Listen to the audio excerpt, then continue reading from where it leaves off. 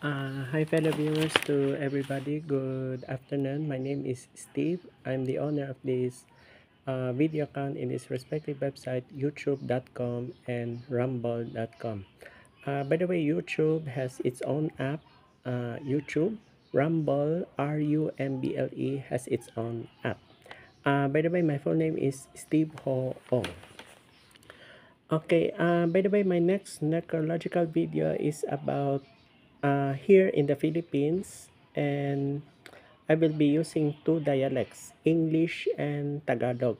But I cannot speak their dialect in Cagayan province, which is, I think, Ilocano. So, that's it. By the way, my next necrological video is about the one who was assassinated in it happened Wednesday night in last April 23, 2025. I'm referring to Rizal Cagayan Mayor Attorney Joel Anguluan Ruma, or known as Joel Ruma. Okay.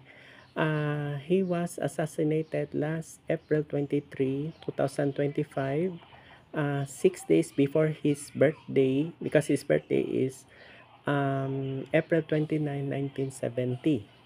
So, in his hometown, Rizal, that's a town in Cagayan province. By the way, he is the one who was vice mayor that time in 2019 to 2022 in the town of Rizal.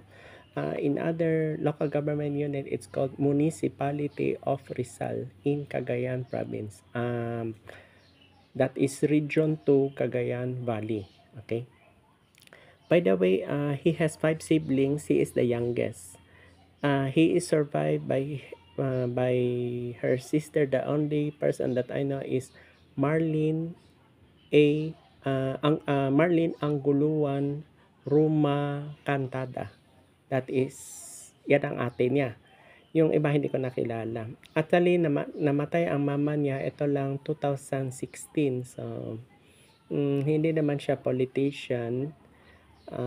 Kasi ito kasi si Joel is attorney with his wife. Attorney din sila as a couple. Couple lawyers for me. Okay. By the way, he is survived by his wife, the one who is running vice mayor, Brenda Bellarmino Ruma, the one who is re-elect vice mayor.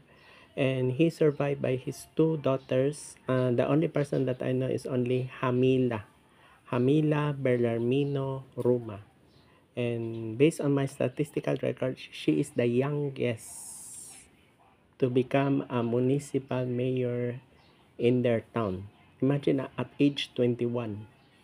So, because under the Philippine law, Batasang Pambansa number 881 or BP 881, under the Omnibus Election Act of the Philippines, substitution of candidates is allowed in case of death, disqualification, or withdrawal of another candidate.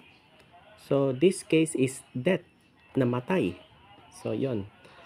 By the way, there was a funeral mass last May 1, 2025 at St. Raymond of Peñafort, that is in Poblacion, in the town of Rizal, also in Cagayan province. He was buried in Rizal Public Cemetery. So that's it. By the way, his death was happened in Barangay Iluro Sur in Rizal, Cagayan pa, in gym. It happened 9 p.m. 9 p.m.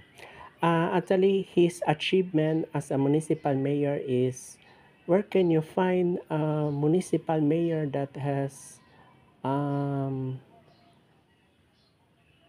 the 5 gyms, there is one gym is fully air conditioned.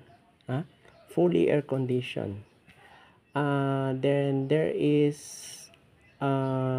concrete bridge. Concrete yung semento na ang tulay. Hindi siya lubak-lubak na daan. Kasi kung in case magkaroon ng calamity or flood, hindi na babaha. Yan ang kuan. So meaning, during his administration, nagkaroon ng improvement when he was already a municipal mayor. Then he was running for re-elect. So, that's it. So, yun na po. Tapos, nagkaroon pa ng yung his administration 10th Padekat Festival under the yung nag-organize sa video itong si Jimmy Horado Production. Yun po ang nagkuan. Yun po ang what you call this? Yun po ang nag-organize sa video kasi meron sila event yung sa local government unit of Rizal, Cagayan, LGU of Rizal. By the way, meron ako ipopost sa aking description, families of Attorney Joel Ruma, relatives of Joel Ruma, kasama si Attorney Brenda Bellarmino Ruma, tapos meron kasama si Jamila Bellarmino Ruma. Ang isa ko lang problem is hindi ko kilala yung second sister ni Jamila, yung bunso. Yun ang hindi ko nakuan. But I'm aware na dalawa sila magkakapatid na babae, 2 daughters. The one I mentioned a few minutes ago. He is survived by his wife and 2 daughters. So that's it. So by the way, as your world's famous necrologist, meron ako i-mention sa description yung Team Ruma. So, yan po ang pinaka-kuan ko po. Actually, supposed to be, this is my wala sa plan ko itong necrological video kasi ang plano ko sana yung pagkamatay ni yung namatay lang yung after Easter si Pope Francis. Nag-sermon siya yung after Easter, then suddenly he just died. Then aside from Pope Francis, nagkasunod pa sila ni Haji Alejandro, yung papa ni Rachel Alejandro. So it was an unexpected. So that's it. Oh, by the way, before I say goodbye pala, don't forget to subscribe and click my notification bell for my next necrological video. Thank you so much for listening in this video. Good afternoon.